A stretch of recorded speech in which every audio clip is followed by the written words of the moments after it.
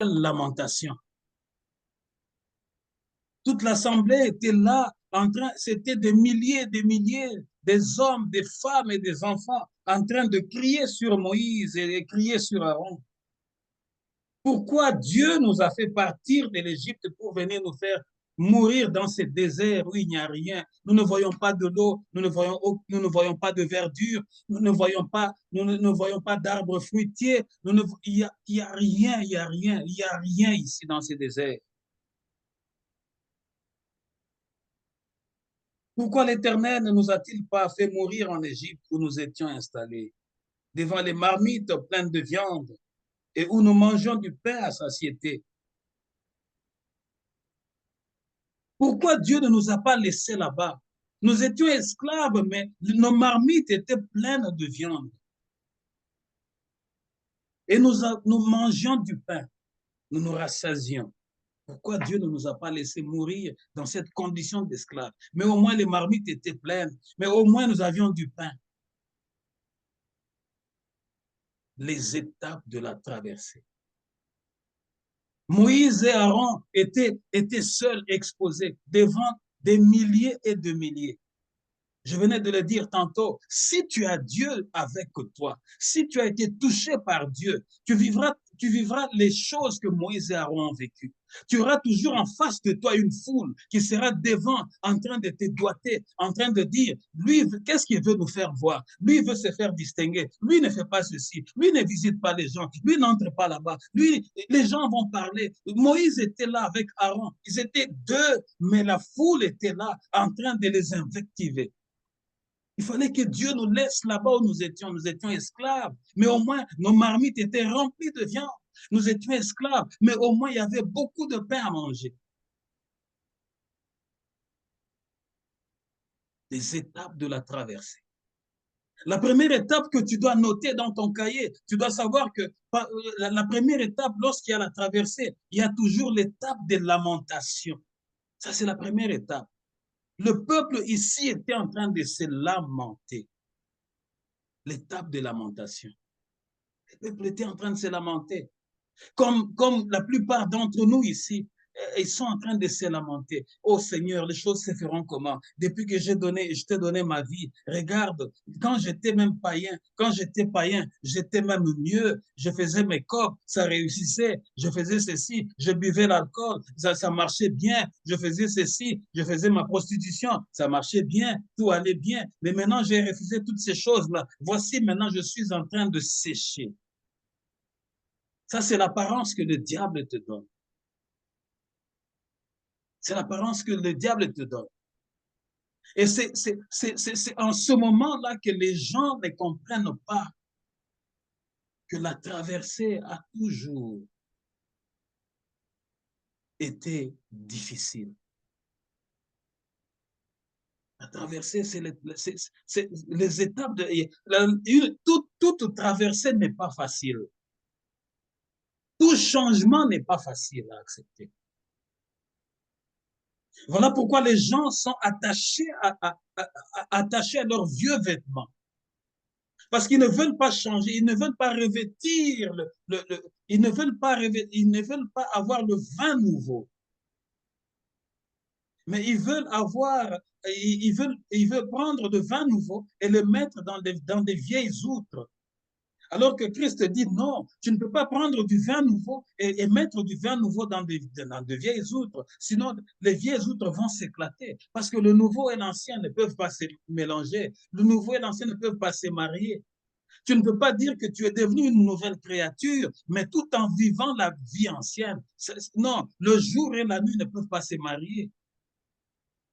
Soit tu es du jour, soit tu es de la nuit. Soit tu es de la nuit, soit tu es du jour. La traversée, c'est une étape décisive, mais ce n'est pas une étape facile pour ceux qui manquent le discernement. Le peuple était là, la foule était là, mais la foule a manqué de discernement. Moïse, Aaron, pourquoi Dieu ne nous a pas laissés là-bas où nous étions en train de manger? Nos marmites étaient remplies de viande.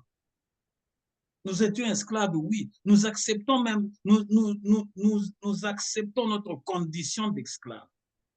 avec de marmites pleines. Nous acceptons notre condition d'esclave avec beaucoup de pain à manger que de venir dans le désert où nous ne voyons rien. Ça ne donne aucune apparence. Il n'y a aucune image de la réussite ici. Lorsque Ésaïe parle de Jésus-Christ, il dit il n'avait ni apparence ni aspect pour nous attirer. C'est lui l'homme des douleurs. Ni apparence ni éclat. C'est lui qui n'avait ni apparence ni éclat pour nous attirer. Parce que Ésaïe est en train de le dépeindre dans son livre. Ça a toujours été ainsi. C'est difficile de détecter les hommes de Dieu. C'est difficile de détecter la grâce de Dieu parce que nous sommes environnés de la foule. Nous sommes comme dans un désert où nous ne voyons rien pousser encore. Il fallait nous laisser là où nous étions que de nous amener ici. Parce qu'ici, nous ne voyons rien. Ça ne reflète pas la réalité. L'étape de la lamentation. Nous allons lire dans le livre de Juges. Juges, chapitre 6, verset 13. Juges, chapitre 6. Verset 13. Verset 13. Je lis au nom de Jésus-Christ.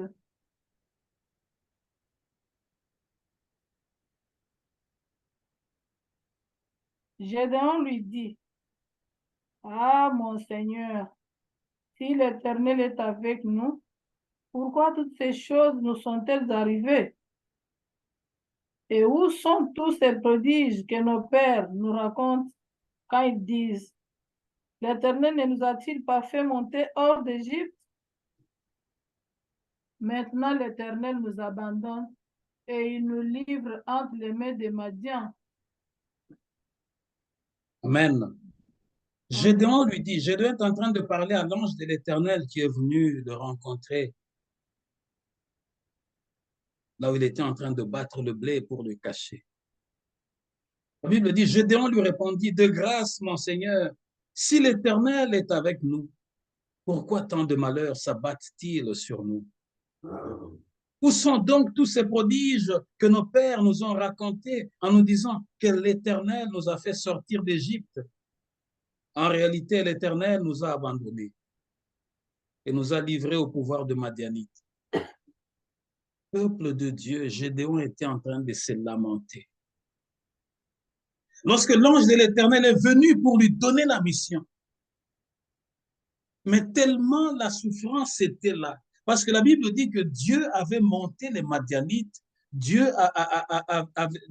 les Madianites, Dieu avait monté les Amalécites, Dieu avait monté le peuple errant qui était dans toute cette région-là contre son peuple, parce que son peuple avait désobéi. Et les Amalécites, les Madianites, tout le peuple vagabond qui était dans cette contrée-là, ils étaient maîtres d'Israël. Israël pouvait faire les champs, le peuple de Dieu pouvait avoir leur bétail, mais à la fin, ce sont les Madianites, ce sont les Amalécites qui venaient, qui prenaient les choses, qui partaient avec. Le peuple était désemparé, la tristesse était totale. Ils étaient soumis comme des esclaves. Mais là, il était en train de faire le blé rapidement. Il dit, je fais rapidement pour aller les cacher. Et Dieu est venu les visiter là. Mais dans cette visitation, Gédéon dit à l'ange de l'Éternel, il dit, de grâce, mon Seigneur, si l'Éternel est avec nous, pourquoi tant de malheurs s'abattent-ils sur nous? Il se peut que quelqu'un parmi nous est en train de dire la même phrase que Gédéon avait dit en son temps. Si réellement Dieu me connaît, mais pourquoi je suis en train de traverser cette saison? Cette saison où je manque de tout, cette saison où rien ne va, cette saison où les portes semblent être fermées. Si réellement Dieu entend mes prières, mais pourquoi je suis dans cette position ici? Peuple de Dieu, Gédéon aussi s'est lamenté. L'étape de lamentation. Si réellement Dieu est avec nous, mais pourquoi nous a-t-il abandonnés?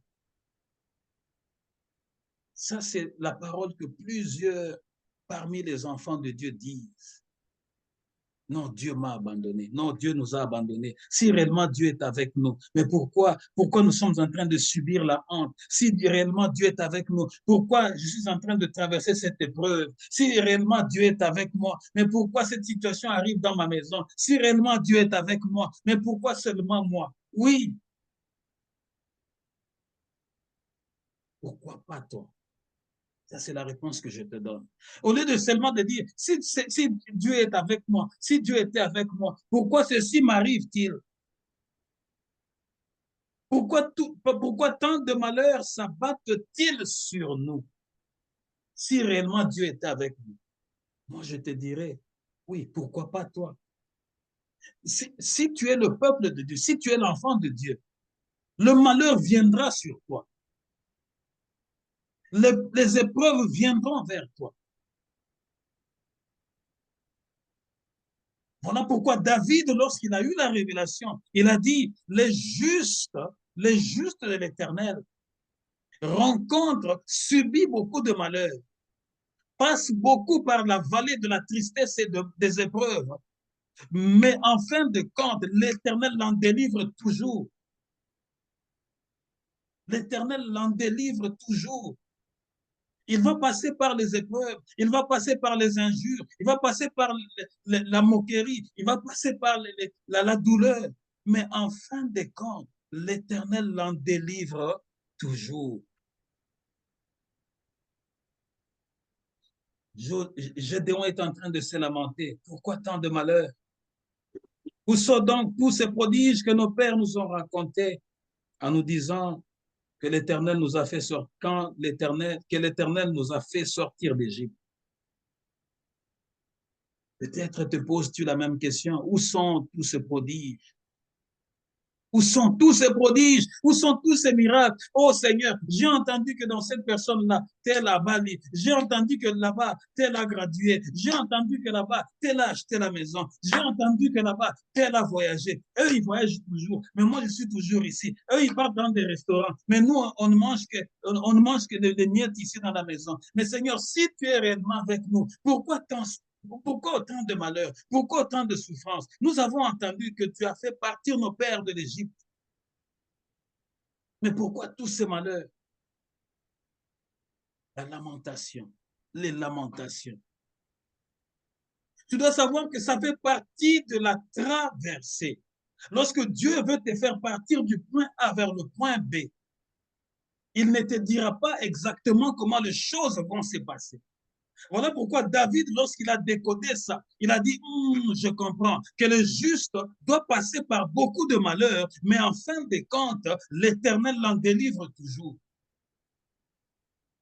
Voilà pourquoi les francophones disent ceci. Il y a un adage que les francophones disent, à vaincre sans péril, il n'y a point de gloire. Tu veux arriver au sommet, tu veux t'asseoir sur le trône, mais tu ne veux pas passer par l'épreuve. Tu veux que tout le monde t'acclame, tu veux qu'on te félicite, mais tu ne veux pas passer par l'épreuve. Tout le monde parmi nous aime de l'or. Mais avant que tu puisses porter ces pendatifs, que tu puisses porter cette chaînette, que tu puisses porter la gourmette que tu as, l'or là que tu vois, c'est une pierre d'abord. C'est d'abord une pierre. J'ai eu le privilège, quand on était au Katanga là-bas, mon père envoyait mon aîné avec certains militaires pour aller, parce que mon aîné voulait faire le commerce. Il lui a envoyé, il dit, allez aider mon fils, allez l'aider à trouver de l'or. Il ramenait de l'or. Et nous, venez voir, c'est ça l'or que vous voyez, c'est ça, c'est des pierres. J'ai eu le privilège, à un moment donné, mon frère aîné qui dit, non, papa, je vais changer de commerce, je vais maintenant faire l'ivoire, parce que c'était l'ivoire qui marchait bien. Mon père, oh, mon frère aîné a eu beaucoup de privilèges que moi, je n'ai pas eu. Vous savez, mon père, ayant des militaires, ayant des armes, ayant des munitions, il prend encore des militaires. Il leur dit, mon fils veut commencer à vendre les ivoires, aller dans la forêt, tuer les éléphants. J'ai vu les ivoires dans notre maison. On a paqueté les dents. Or, pour avoir les ivoires, il faut tuer les éléphants. Alors que le braconnage est interdit. Mais mon père a eu à faire le braconnage pour faire plaisir à son fils. Les ivoires ici qui coûtent cher, les statues d'ivoire que vous voyez vendre surtout en Europe, ça a beaucoup de valeur. Mais avant que ça devienne, que ça prenne cette valeur-là, ça vient, on arrache ça aux éléphants, on amène des tours d'ivoire là que vous voyez.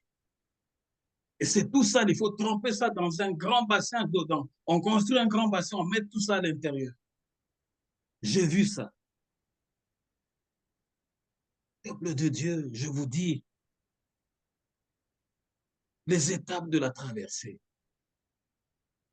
Si réellement Dieu est avec nous, mais pourquoi tant de souffrances? Pourquoi tant de malheurs? Si réellement Dieu est avec nous. En réalité, l'Éternel nous a abandonnés et nous a livrés au pouvoir de Madianite.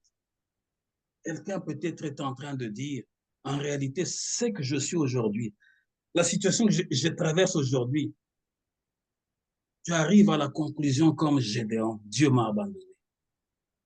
Si le Saint-Esprit m'a donné ce message, c'est parce que le Dieu qui est assis sur le trône, il veut qu'une famille soit sauvée. Si pas une famille, qu'une âme soit délivrée, pour que tu saches que ce n'est qu'une étape de la traversée. Tu peux avoir douté dans ton cœur, tu peux avoir murmuré contre Dieu dans ton cœur, mais sache que ce n'est qu'une étape. Dieu ne t'a pas abandonné. Mais il te fait passer par là, afin que tu comprennes qu'il est le grand Dieu qui est assis sur le trône. Il te fait passer par là, afin que tu matures, que tu puisses avoir la maturité. Pour que lorsque tu seras en train de parler aux hommes de ce monde, même lorsque Dieu t'aura élevé n'importe comment, même lorsque Dieu t'aura placé sur le trône, tu ne seras pas orgueilleuse, tu ne seras pas orgueilleux, parce que tu as traversé. Et tu sais comment, comme David a dit, le juste, il passera par beaucoup de souffrances. Le juste, il sera méprisé. Le juste, il sera maltraité. Mais à la fin, l'Éternel l'en délivre toujours. Amen. Exode chapitre 14, verset 10 à 12. Nous sommes encore à la première étape, l'étape de lamentation. Exode 14. Verset 10 à 12. Exode chapitre 14, verset 10 à 12. Je lis au nom de Jésus-Christ. Pharaon approchait. Les enfants d'Israël levèrent les yeux et voici, les Égyptiens étaient en marche derrière eux. Et les enfants d'Israël eurent une grande frayeur et crièrent à l'Éternel. Ils dirent à Moïse, n'y avait-il pas de sépulcre en Égypte sans qu'il fît besoin de nous mener mourir au désert? Que nous as-tu fait en nous faisant sortir d'Égypte? N'est-ce pas là ce que nous te disions en Égypte? En Égypte, laissez-nous servir les Égyptiens, car nous aimons mieux servir les Égyptiens que de mourir au désert. Amen. Amen. Le Pharaon s'était rapproché. En regardant au loin, les Israélites aperçurent les Égyptiens lancés à leur poursuite.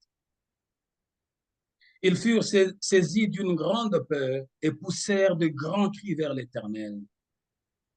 Puis ils se tournèrent contre Moïse et lui dirent, « Oh, combien le serviteur de Dieu souffre! Combien le serviteur de Dieu souffre! » Lorsqu'il y a le succès, on acclame. Lorsqu'il y a ceci, ah oui, mais lorsqu'il y a la traversée, le serviteur de Dieu est poussé contre le mur. Il est seul, il est abandonné, il est réprimé par tout le monde.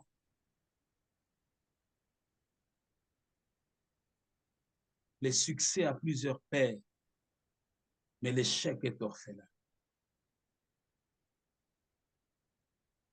Le pharaon s'était rapproché. En regardant au loin, les Israélites aperçurent les Égyptiens lancés à leur poursuite. Ils furent saisis d'une grande peur et poussèrent de grands cris vers l'Éternel.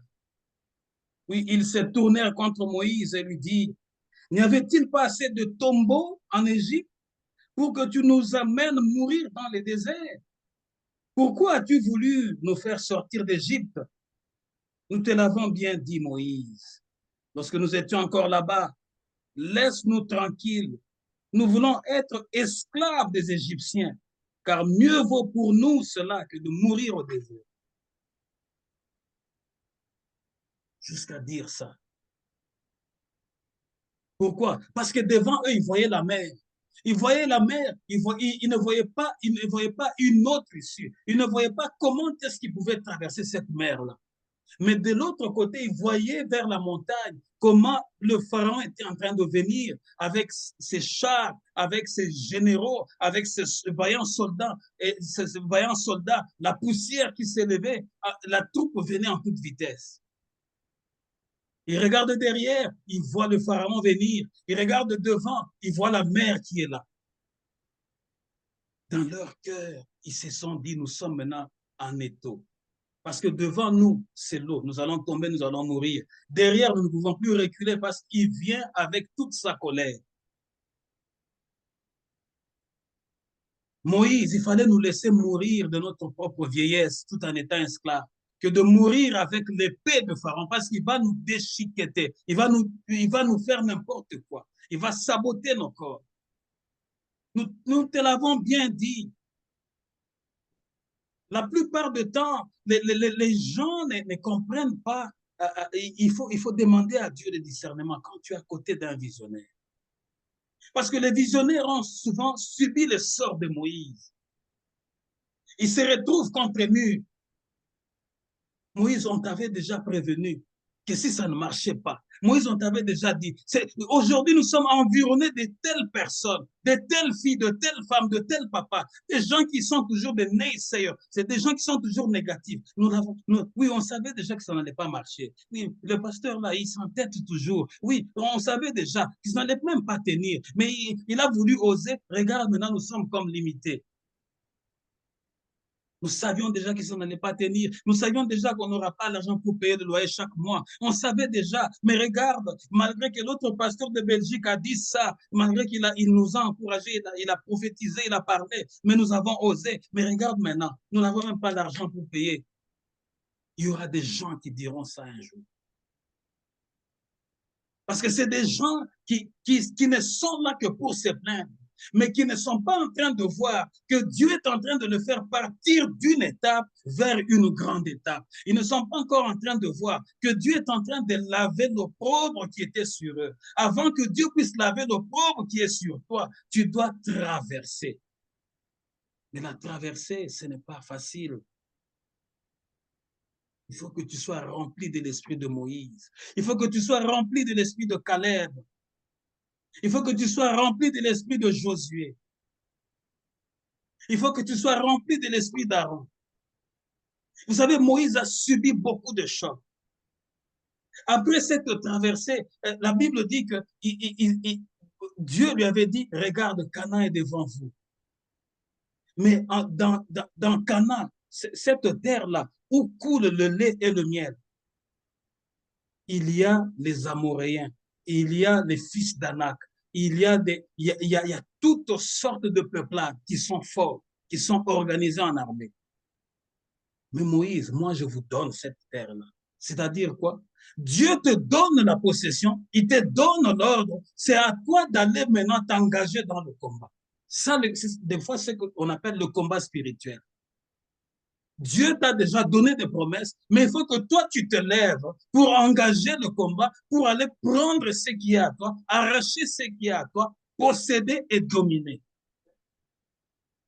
Moïse, lorsque Dieu lui parle, parce que celui le visionnaire, il vient, Dieu lui dit, tu choisiras chaque tribu parmi les 12 tribus d'Israël. Je ne suis pas un Dieu d'injustice, je suis le Dieu de justice. Je ne veux pas que tu choisisses trois familles, les autres 9 vont dire, lui a une préférence seulement pour 3 familles. Mais pique dans chaque famille un représentant. Parce que Dieu est juste dans tout ce qu'il fait. Moïse a choisi 12 personnes dans 12 familles, 12 tribus d'Israël. Il leur a envoyé explorer Canaan. Ils sont arrivés, ils ont vu que c'est réellement la terre où coule le lait et le miel. Ils ont pris le grappe, mais ils ont effectivement vu qu'il y avait des géants, des fils d'Anak. Ils ont vu le peuplade qui était là-bas. Et lorsqu'ils sont rentrés, ils ont dit à Moïse, nous te l'avons dit. Nous avons même vu les géants, les fils d'Anak. À leurs yeux, nous étions comme des sauterelles. Eux, ils étaient là-bas et lançaient 3 mètres. Nous, on était là-bas, on les regardait comme ça. Ils étaient baraqués, ils étaient ceci, cela. Nous te l'avons prévenu, Moïse, nous serons incapables d'entrer là-bas avec ce que nos yeux ont vu. C'est vrai, il y a la verdure, c'est vrai, il y a le fruit, c'est vrai, il y a l'abondance, mais nous sommes faibles devant ces peuples-là. Il a fallu que 2 personnes de 2 tribus différentes s'élèvent, Josué et Caleb. Est-ce que parmi nous dans cette assemblée, il y a des femmes et des hommes qui ont l'esprit de Josué et de Caleb, qui vont se tenir debout pour dire, Seigneur, je m'élève, je vais soutenir cette mission, je vais soutenir cette vision, malgré ce que j'entends dire, malgré ma famille, malgré mon environnement qui est trop négatif, malgré la lourdeur des gens qui m'entourent. Mais moi, j'ai compris qu'il y a quelque chose de Dieu dans ce que nous faisons. Est-ce qu'au milieu de nous, il y a des hommes et des femmes comme ça? S'il n'y en a qu'une seule personne, que Dieu la bénisse. Parce que moi, lorsque le Saint-Esprit me donne le message, je ne viens pas pour flatter qui que ce soit, mais je viens pour rendre le message que le Saint-Esprit m'a donné à dire au peuple de Dieu. Au milieu de toute cette multitude-là, finalement, il n'y a eu que 4 personnes. Aaron et Moïse, comme d'habitude, et 2 personnes se sont ajoutées, Caleb et Josué, fils de Nun. Est-ce que nous avons encore des gens comme ça qui peuvent dire, oui, j'ai compris cette vision. Oui, j'ai compris qu'il y a quelque chose de Dieu dans ce que nous faisons. Est-ce que nous en avons encore? Ou bien nous sommes environnés des gens qui sont sentimentalistes, des gens qui veulent que le pasteur puisse aller dans leur sens, les caresser dans leur sens de poil. Non, je ne les ferai jamais. Je dirai ce que Dieu me dira de dire, jusqu'à ce que l'Éternel lui-même va se glorifier. Il y en avait déjà 2 et 2 autres se sont ajoutés. Mais finalement, à cause de cette lamentation-là, encore énième lamentation, Dieu viendra dire à Moïse, il dit, mais quel genre de peuple, malgré tout le miracle que j'ai opéré devant leurs yeux, mais ils sont toujours en train de se lamenter, se lamenter, se lamenter, se lamenter. À cause de ce qu'ils viennent de faire. Toi, tu les avais envoyés pour 40 jours, explorer le pays de Canaan.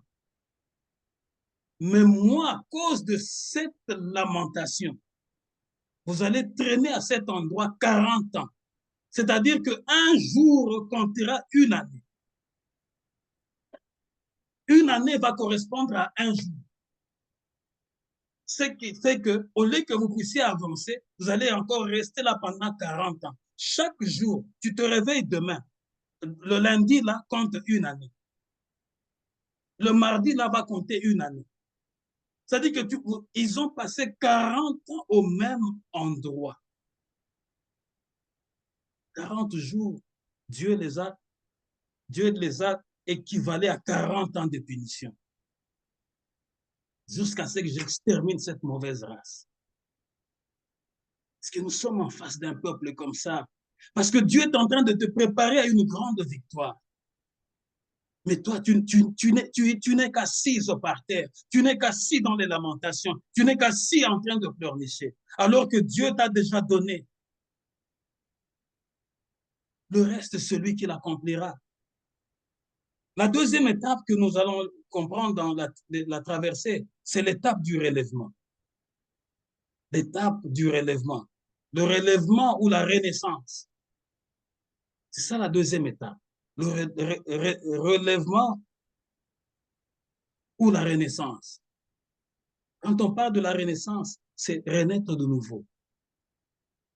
Vous voyez, lorsque tu as mangé une mangue, tu l'as plongée, tu l'as plantée. Après, la mangue, le noyau va bourgeonner, va te donner un arbre. Il y aura une vie qui va renaître. là où on ne voyait plus rien. Mais soudain, on voit quelque chose qui commence à apparaître. 1 Samuel chapitre 11. 1 Samuel chapitre 11, nous allons lire plusieurs versets. Nous allons lire en sautant. 1 Samuel chapitre 11, versets 1 à 2. Nous allons lire des sections. Hein? 1 Samuel chapitre 11, versets 1 à 2. 1 Samuel Oui. chapitre 11, versets 1 à 2. Je lis au nom de Jésus-Christ. Nachath, l'ammonite, vint assiéger Jabès en Galade. Tous les habitants de Jabès dirent à Nachath, traite alliance avec nous et nous te servirons.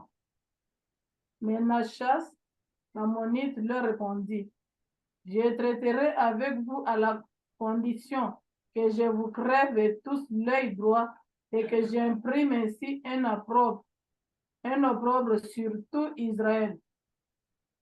Amen. Maman, merci pour la lecture. Vous voyez quelle honte Israël subissait en ce moment-là. La Bible dit, environ un mois plus tard, Nahash l'ammonite vint mettre le siège devant Yabesh en Galade.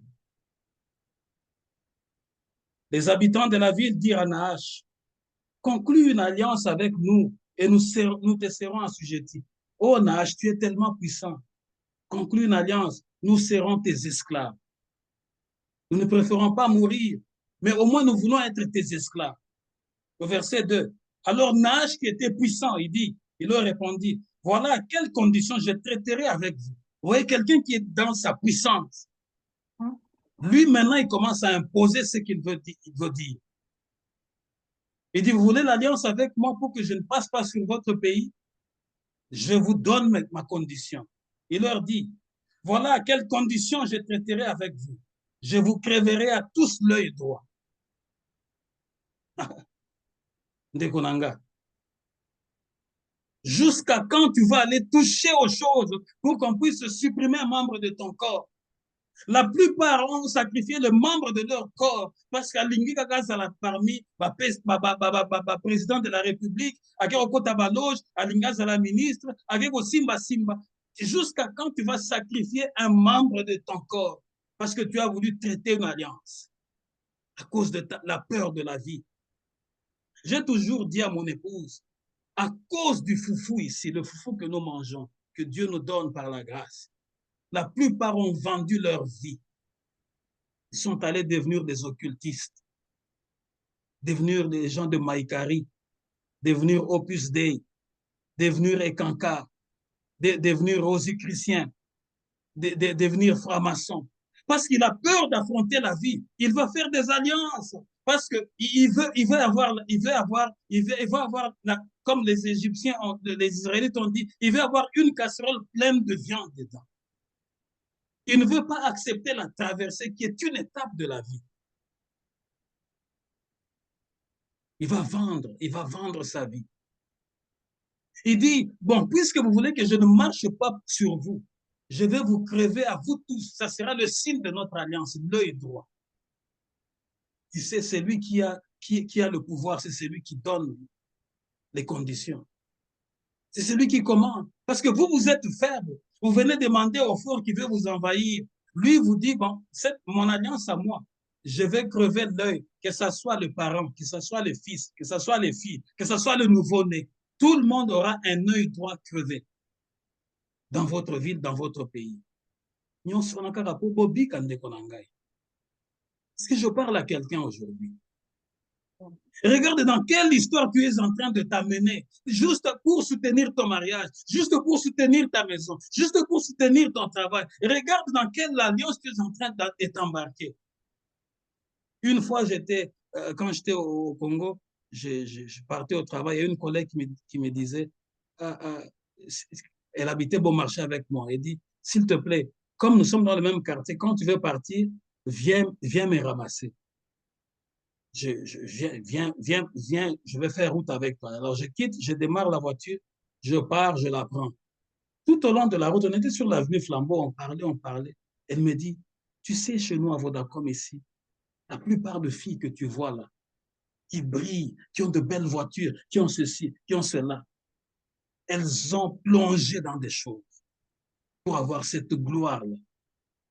Et alors, il y a une parmi nous qui voit seulement nos collègues là en train de briller. Chaque mois, change des gros bijoux, des véhicules qui s'imposent, tout ceci, des missions en Europe, des missions par là. Il dit, mais cher collègue, mais nous sommes tous ici, mais comment vous êtes comme ça? Celle-là lui dit, est-ce que tu veux vraiment être comme nous? Oui, je veux être comme vous, montrez-moi. Elle lui a amené quelque part. En l'amenant quelque part, lorsqu'ils entrent, elle dit, grand maître, mais elle lui a monté un habit très du solo hier.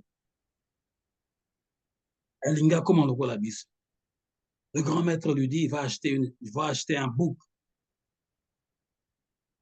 Elle est allée, elle a acheté quand même un bouc. Mais finalement, le jour où on a donné le rendez-vous pour aller sacrifier, pour aller égorger et dire des paroles et la baptiser avec le sang de ce bouc-là, elle a fui, elle est allée chercher un pasteur. Il dit, regarde, à cause des amis qui brillent, je veux faire ceci. Mais j'étais déjà dans la maison du grand maître. J'ai déjà acheté une chèvre. Mais c'est d'ici là que je devrais me rencontrer pour qu'on puisse égorger et me baptiser avec le sang. C'est alors qu'il y a eu des délivrances qui ont commencé. Vous voyez, tout ce qui brille n'est pas de l'or. Tout ce qui brille n'est pas de l'or. Ne soyons pas là en train d'envier X, envier Y. Toi, tu es dans une étape de la traversée. Reste dans cette traversée-là. Dieu seul sait pourquoi il est en train de te faire traverser là. Ô Seigneur, si réellement tu es avec nous, mais pourquoi nous sommes en train de subir cette humiliation? C'est ce que Gédéon a dit. Nous avons appris que tu as été avec nos pères, tu as fait ceci. Mais pourquoi? Mais pourquoi pas toi? Parce que tu es un enfant de Dieu. L'épreuve ne choisit pas. Dieu, lorsqu'il veut éprouver, il éprouve qui il veut. Il éprouve qui il veut. Il va te mettre à l'épreuve pour voir si tu vas résister jusqu'à la fin, si tu l'aimes réellement. Ce n'est pas quand tu as une casserole remplie de viande que tu vas dire, hey, moi j'aime Jésus, moi j'aime la prière. Ce n'est pas quand tu as des billets de banque remplis. Non, c'est pendant la traversée que tu vas savoir que Dieu veut savoir si réellement tu l'aimes. Maman, lisez-moi le verset 3 et 4.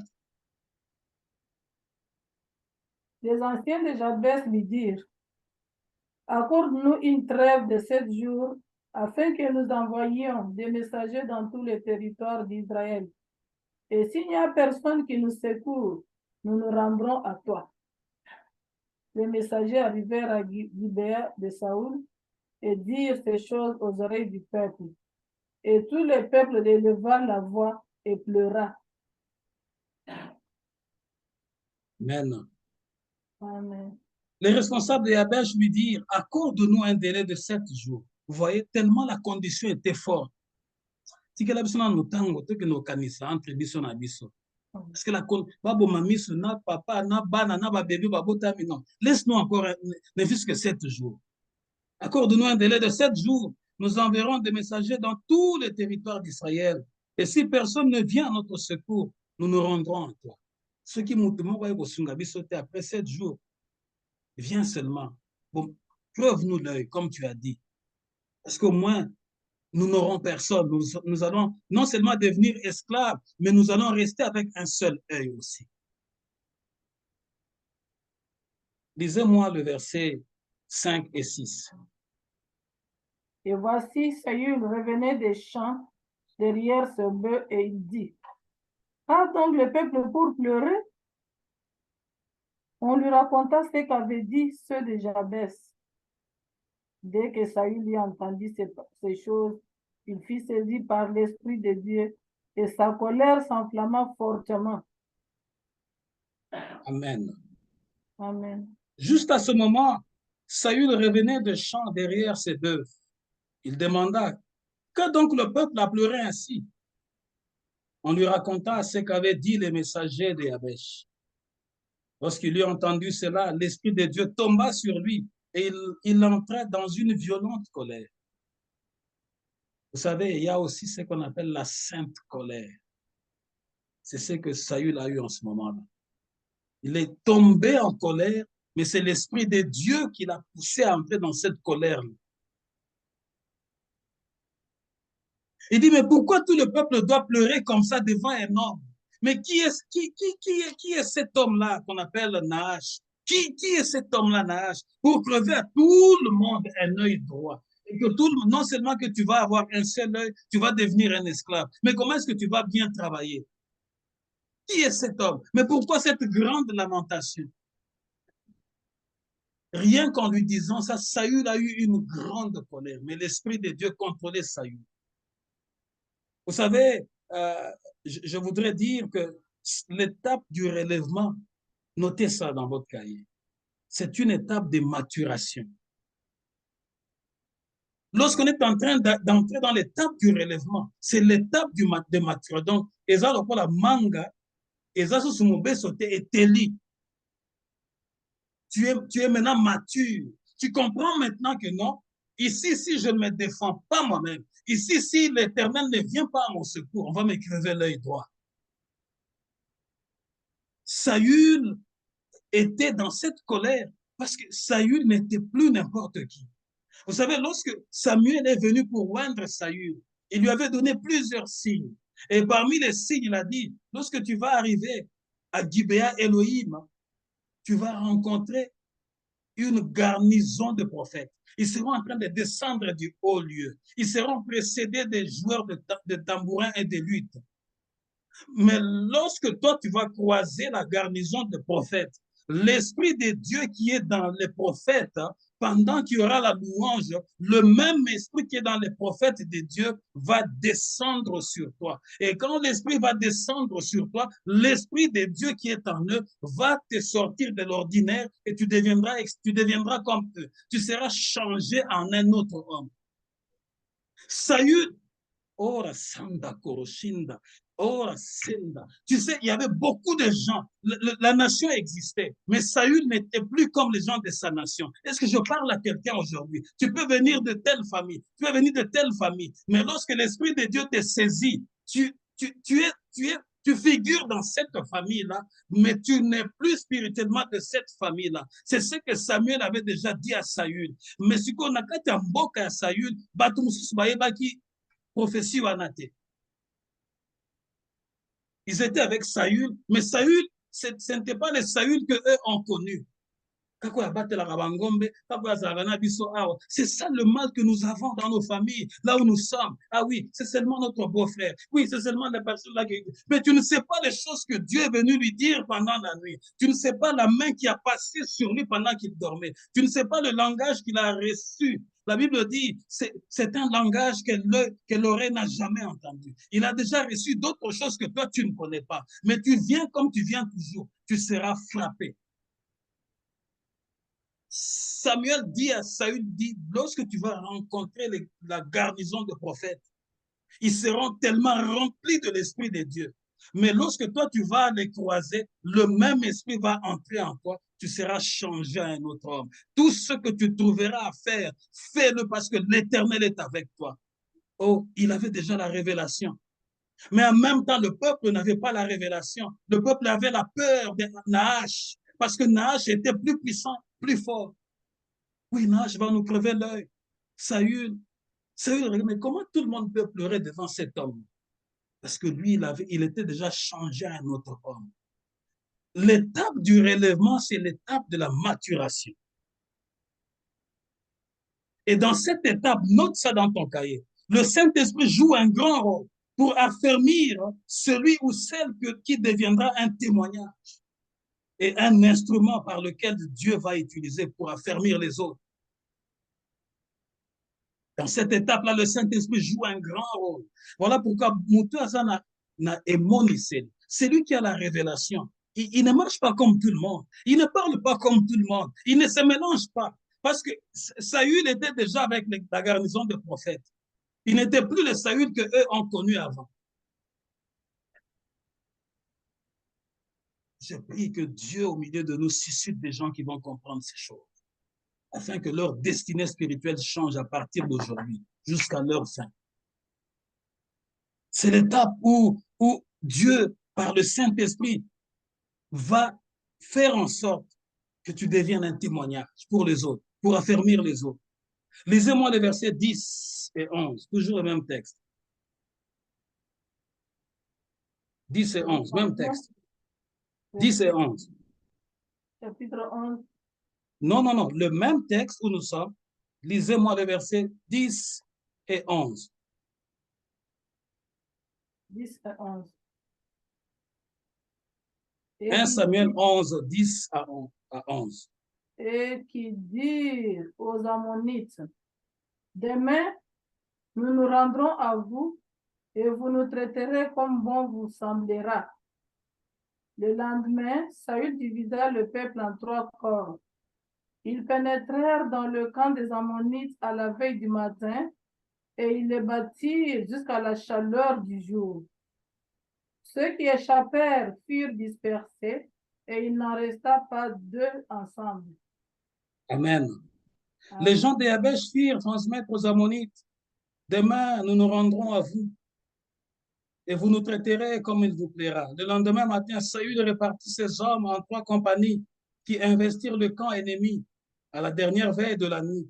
Ils battirent les Ammonites jusqu'au moment de la plus grande chaleur. Les rescapés furent si bien dispersés qu'il n'en resta pas 2 ensemble. Celui qui hier avait dit qu'il va crever l'œil, aujourd'hui, toute son armée était détruite. Pourquoi? Parce qu'il y avait quelqu'un qui avait reçu la révélation, l'esprit. Il savait maintenant qu'il n'était pas n'importe qui. Il se disait, non, mon peuple ne va pas périr quand même devant un païen. Il s'est levé, il a combattu, il a dispersé l'armée des ennemis. Pourquoi? Parce que c'est l'esprit de l'Éternel qui agissait. Est-ce que je parle à quelqu'un aujourd'hui de prendre la conscience? Prends la conscience, relève-toi. Il n'est pas encore tard. Tu es juste en train de traverser. Relève-toi, approche-toi. Et dans cette étape du relèvement, tu dois savoir qui tu fréquentes. Ça, c'est un point que tu dois donner, que tu dois savoir. C'est un point que tu dois savoir. Parce qu'avant que Saül n'engage des hostilités, il a demandé au peuple qui sera avec moi, qui partira avec moi et avec le prophète Samuel. En ce moment-là, Saül, sa vie était attachée à la vie du serviteur de Dieu. L'étape du relèvement, tu dois savoir qui tu fréquentes. Tu es avec qui à tes côtés. Saül, en appelant les gens à aller à la guerre, il leur a dit qui sera avec moi et avec le prophète Samuel. Il a pris la conscience. Est-ce que je parle à quelqu'un aujourd'hui? Prends la conscience, marche avec les enfants de Dieu, marche avec les serviteurs, attache-toi à ceux qui confessent la parole de Dieu dans la vérité. C'est l'étape de prise de conscience. Le diable est un menteur. Il veut te faire croire que comme tu as échoué plusieurs fois, tu vas rester là plusieurs fois. Non, aujourd'hui, c'est un temps que Dieu te demande de te relever. De te relever, de renaître encore de nouveau. Les gens t'ont connu comme quelqu'un qui a échoué, quelqu'un qui n'attendait que sa mort. Mais ils viendront trouver que tu es comme Saül. Pourquoi? Parce que tu as été aiguisé par les paroles d'un serviteur de Dieu que je te donne aujourd'hui. Juge chapitre 6, verset 25 à 27. Juge 25. Juge 6, 25 à 27.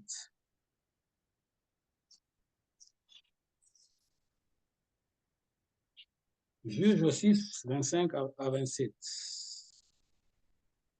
Juge combien pour toi? Chapitre 6, verset 25 à 27. Juge chapitre 6, verset 25 à 27. Je lis au nom de Jésus-Christ.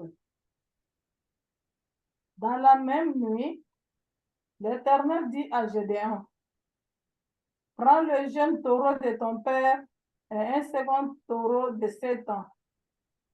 Renverse l'autel de Baal qui est à ton père et abat le Dieu, les pieds sacrés qui est dessus.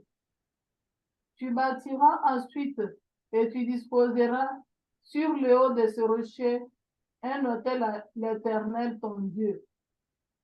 Tu prendras le second taureau et tu offriras un holocauste avec le bois de l'idole que tu auras abattu. Amen. La nuit suivante, l'Éternel dit à Gédéon, prends le jeune taureau de ton père et le second, celui de 7 ans, démolis l'autel de Baal qui est à ton père et abat le poteau sacré qui est dressé à côté. Oui, tu bâtiras un autel bien aménagé à l'Éternel ton Dieu au sommet de cette colline. Tu prendras le second taureau et tu l'offriras en holocauste en utilisant comme combustible le bois du poteau sacré que tu auras abattu. Gédéon prit 10 hommes parmi les serviteurs et fit ce que l'Éternel lui avait demandé. Mais comme il n'osait pas agir en plein jour par crainte de sa famille et des habitants du village, il opéra la nuit. Il est temps que tu opères la nuit avec beaucoup de prières. Peut-être quelqu'un qui est à côté de toi veut te distraire. Entre la nuit et opère. Parce qu'il y a certaines situations, il faut que tu opères ça la nuit. Il faut non seulement la nuit d'une manière naturelle, mais ça peut être dans le secret. Ça symbolise aussi le secret. Il y a beaucoup de symbolisme aussi dans ce que la parole de Dieu nous donne. Dieu demande à Gédéon et dit, c'est toi qui vas le faire. Tu ne vas plus te lamenter. Mais la première des choses, démolis l'autel de Baal et sacrifie-moi. Dieu aime l'offrande. Je ne cesse de le dire. Du début à la fin de la Bible, Dieu aime l'offrande. Oui, nous aimons dire, alléluia, Dieu a fait ceci pour moi, Dieu a fait cela pour moi, mais vous n'offrez rien à Dieu. Dieu dit, avant que la malédiction quitte, avant que je te donne la victoire, tu dois offrir. Et lorsque tu vas offrir, le premier taureau, tu vas l'offrir. Et le 7e que tu vas prendre, le second, il aura 7 ans. C'est celui-là que tu vas me donner à moi, en sacrifice d'Holocauste. Et tu vas bâtir maintenant un hôtel, c'est-à-dire à l'endroit où il y avait la malédiction, à l'endroit où on invoquait les histoires des ténèbres. C'est là que tu vas, le même endroit là que tu vas bâtir ma présence avec ton sacrifice. Sacrifie à l'Éternel pour ta maison en donnant ce que ton Dieu te donne dans ton cœur. Et la suite de temps, tu verras que Dieu est capable. Au même endroit où tu as connu la honte, Dieu va effacer cette honte et il va commencer une nouvelle génération, un nouveau départ. Il dit au même endroit, démolis et prends le même bois qu'ils ont utilisé. C'est le même bois que tu vas utiliser comme combustible. Parce que je t'ai doté d'un pouvoir.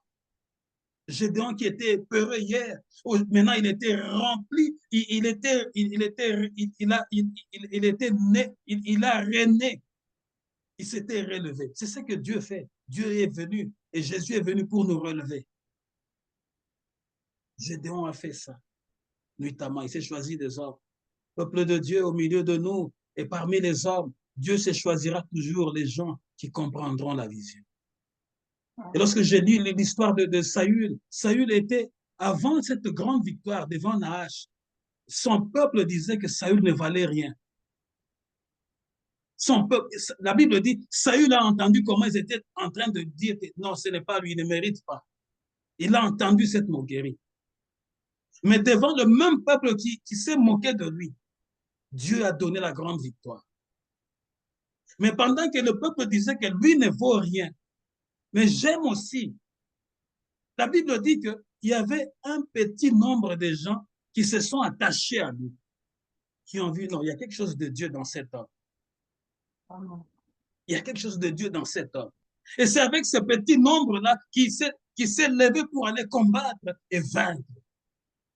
Et dire aux autres, qui va me suivre et qui va suivre le prophète Samuel. Luc chapitre 22, versets 31 à 32. Luc, vous voyez qu'aujourd'hui, on a fait beaucoup de lectures juste pour affermir ce message d'aujourd'hui. Et nous voulons atterrir bientôt. Luc chapitre 22, versets 31 à 32.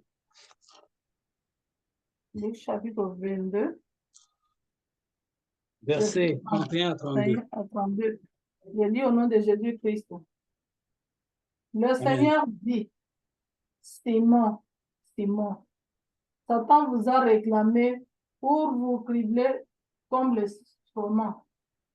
Mais j'ai prié pour toi, afin que ta foi ne défaille point. Et toi, quand tu seras converti, affermis tes frères. Amen. Simon, Simon, fais attention, Satan vous a réclamé pour vous passer tous au crible, comme on secoue le blé pour le séparer de la balle. Mais moi, j'ai prié pour toi. Mais moi, je priais pour toi, pour que la foi ne vienne pas à te manquer. Et toi, le jour où tu seras revenu à moi, fortifie tes frères. C'est ce que j'ai dit. L'étape du relèvement, c'est lorsque Dieu, par le Saint-Esprit, affermit celui ou celle qu'il veut utiliser comme son instrument pour affermir les autres. Jésus, en tant que Dieu, il voyait que Simon allait faillir plusieurs fois. Il voyait que Satan allait le faire passer à l'étape de la traversée. L'étape où il va le renier. L'étape où il va abandonner. Il dit appeler les autres parce que Simon était quelqu'un, était un influenceur. Il va dire abandonnez un peu des choses de l'évangile, allons à la pêche. Jésus, en tant que Dieu, il avait déjà vu ça. Il a dit Simon, Satan t'a beaucoup réclamé pour te faire échapper ta mission. Mais moi, j'ai prié le Seigneur afin que tu ne manques pas la foi à ce moment-là, pendant l'étape de la traversée. Mais seulement lorsque tu passeras cette étape de la traversée, lorsque tu vas te relever à nouveau, affermis maintenant les autres.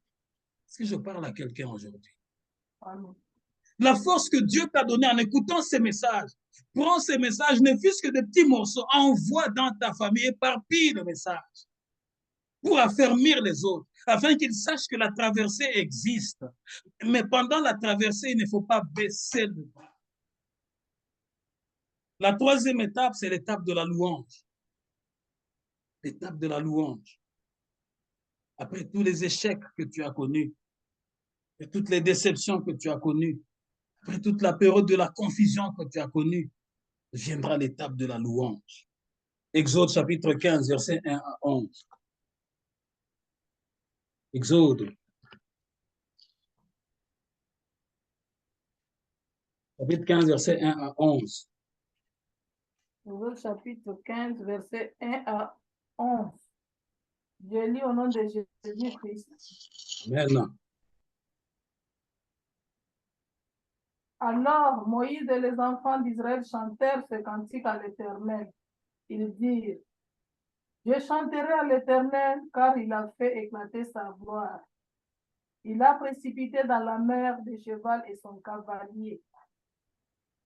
L'Éternel est ma force et le sujet de mes louanges. C'est lui qui m'a sauvé. Il est mon Dieu. Je le célébrerai. Il est le Dieu de mon Père. Je l'exalterai. L'Éternel est un vaillant guerrier. L'Éternel est son nom. Il a lancé dans la mer les chars de Pharaon et son armée. Ses combattants d'élite ont été engloutis dans la mer Rouge. Les flots les ont couverts. Ils sont descendus au fond des eaux comme une pierre. Ta droite, ô Éternel, a signalé sa force. Ta droite, ô Éternel, a écrasé l'ennemi. Par la grandeur de ta majesté, tu renverses tes adversaires. Tu déchaînes ta colère et les consumes comme du chaume.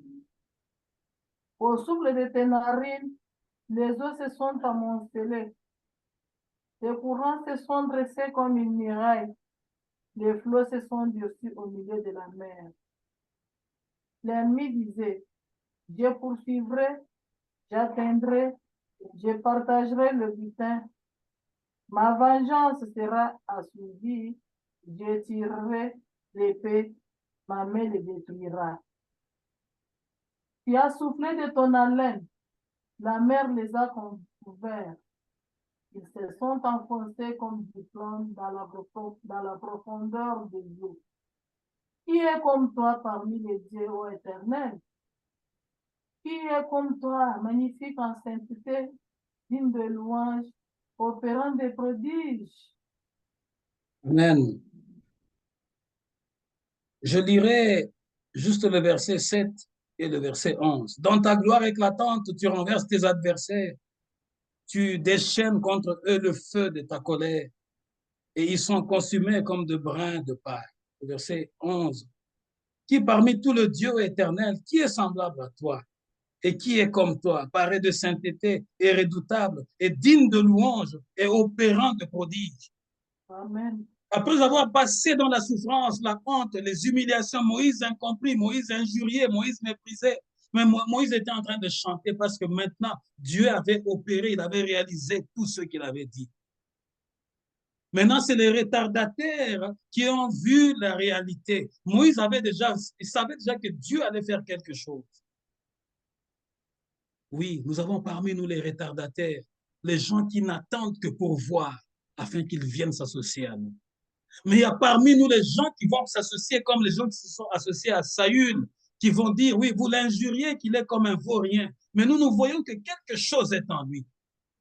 Nous allons marcher avec ce vaurien que vous insultez. C'est après que la foule est venue comprendre que Saül n'était plus comme le Saül qu'ils avaient connu avant. Il était un autre homme. L'étape de la louange vient pour ta vie aussi. La dernière étape, c'est l'étape de l'adoration. C'est là qu'on va clôturer pour entrer en prière. L'étape de l'adoration qui est la plus sublime. Apocalypse chapitre 7, versets 9 à 12. Apocalypse 7, 9 à 12.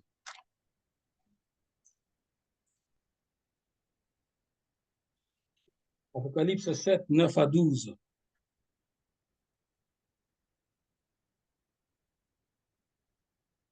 Chapitre 7, verset 9 à 12. 9 à 12. Je lis au nom de Jésus-Christ. Après cela, je regardais et voici, il y avait une grande foule que personne ne pouvait compter, de toute nation, de toute tribu, de tout peuple et de toute langue. Ils se tenaient devant le trône et devant l'agneau, revêtus de robes blanches et de palmes dans leurs mains. Et ils criaient d'une voix forte en disant, le salut est à notre Dieu qui est assis sur le trône et à l'agneau. Et tous les anges se tenaient autour du trône et des vieillards et des quatre êtres vivants. Et ils se prosternèrent sur leurs faces devant le trône et ils adorèrent Dieu. Amen. Amen. Après cela, j'ai vu une foule immense que nul ne pouvait dénombrer. C'était des gens de toutes nations, nous l'avons lu au début, de toutes tribus de la terre, de tout peuple, de toute langue. Ils se tenaient debout devant le trône et devant l'agneau. Le trône, quand on parle du trône, on voit Dieu lui-même. Et quand on parle de l'agneau, on voit maintenant Jésus-Christ dans toute sa gloire en ce moment-là, vêtu de tuniques blanches, et ils avaient à la main de branches de palmier. Ils proclamaient d'une voix forte, le salut appartient à notre Dieu qui siège sur le trône et à l'agneau. Et tous les anges se tenaient debout tout autour du trône, des vieillards et des quatre êtres vivants. Ils se prosternèrent face contre terre devant le trône et ils adorèrent Dieu en disant, Amen. À notre Dieu soit la louange, la gloire et la sagesse, la reconnaissance et l'honneur, la puissance et la force pour toute éternité. Amen. C'est là que se clôture notre message d'aujourd'hui par la grâce de Dieu. Bien-aimés, peuple de Dieu, l'adoration commence déjà pendant que nous sommes sur la terre. Lorsque Dieu aura assujetti nos ennemis, nous aurons la louange, mais nous commencerons aussi l'adoration. Mais cette adoration, lorsque nous la commençons, nous allons aller la continuer, la poursuivre avec toutes les nations ici que la Bible parle, devant le trône maintenant. Maintenant, c'est à toi de faire le choix. Est-ce que tu veux vivre seulement une vie courte et mourir éternellement? Ou bien tu veux chanter la louange après la traversée et commencer à chanter l'adoration? Parce que l'adoration, même quand tu vas fermer ton œil pour la dernière fois, c'est cette adoration qui va te transporter devant le trône. Qui va te transporter devant le trône. Et les anges de Dieu et les 24 vieillards seront en train d'acclamer. Voici un serviteur fidèle. Voici une servante fidèle. Il a tenu. Maintenant, il est venu rejoindre la grande chorale de toutes les nations devant le trône. Nous inclinons nos têtes dans la prière. Seigneur Dieu, nous te rendons grâce pour ce message. Tu as voulu parler à quelqu'un, parler à une famille, parler à une femme, parler, interpeller une conscience. Nous te disons merci parce que nous savons que tu vas le faire. Nous allons traverser, Seigneur. Que ce que nous sommes en train de vivre, Seigneur, ne nous ramène pas à des lamentations inutiles, à douter de ta présence, à dire où est Dieu, le Dieu de nos pères. Il fallait même, c'était même bien que nous puissions rester à Kinshasa, là où nous avions ceci ou cela. C'était bien que nous puissions rester à Calgary. C'était bien que nous puissions rester au Canada. C'était bien que nous puissions rester en Europe. Que nous puissions regarder en arrière, Seigneur, notre Dieu. Je prie pour qu'aujourd'hui, au milieu de nous, tu suscites des gens qui vont se joindre à moi, comme tu avais suscité Josué et Caleb. Tu suscites, Seigneur, les gens, les femmes, les hommes, les enfants qui vont comprendre que la traversée fait partie de la vie de tout un enfant de Dieu. Mais nous n'allons pas rester là, parce qu'il y a une louange qui nous attend. Nous allons dire, béni soit l'Éternel qui a écrasé nos ennemis. Béni soit l'Éternel qui nous a ouvert cette grande porte large et qui nous a fait asseoir aux côtés de grands. Cette louange, Seigneur, va commencer à nous préparer à l'adoration, afin que nous puissions savoir, Seigneur, que toutes les nations de la terre vont se présenter devant ton trône. Les élus vont se présenter devant ton trône. Ils seront là, Seigneur, les élus, vêtus de robes blanches, avec de palmiers à la main, Seigneur notre Dieu, de branches de palmiers à la main, en train de chanter la gloire de l'agneau et de celui qui siège sur le trône, ensemble avec les anges. Je bénis ton peuple, je bénis l'assistance. Père, je prie pour qu'il y ait un relèvement. Je prie, Seigneur, pour qu'il y ait un relèvement dans nos cœurs, dans notre esprit. Je prie qu'il y ait une renaissance, Seigneur, une véritable prise de conscience. Voilà pourquoi Saül, qui était déjà changé en un autre homme, pendant que les gens étaient en train de se lamenter, lui, il était saisi d'une grande colère. La colère qui était venue au travers de ton esprit, parce qu'il était déjà prêt à aller faire, Éternel notre Dieu, le combat. Parce qu'il savait que ce n'était pas lui, mais c'est toi qui allais vaincre les ennemis éternels. Je prie pour que tu arraches ceux qui ont déjà tenté de faire des alliances contre nature et que tu leur montres que vanité, tout est vanité, poursuite devant. Que tu leur montres, Seigneur, que la vie et le salut sont en Jésus-Christ. Je bénis tout un chacun, toutes ces familles représentées ici. Je les bénis, Seigneur. Saint-Esprit, donne à chacun d'entre nous de voir clair. Accorde le discernement. Bénis toute cette semaine, oh Jésus. Étonne-nous, car rien ne peut t'étonner, mais c'est toi qui peux nous étonner. Au nom de Jésus, nous avons ainsi prié. Amen. Amen. Amen. Que Dieu vous bénisse. Dieu vous bénisse. Que Dieu vous bénisse. Maman Justine. Amen. Maman Justine, Mungu akubariki sana. Mungu akubariki sana. Que Dieu vous bénisse, maman, vous tous.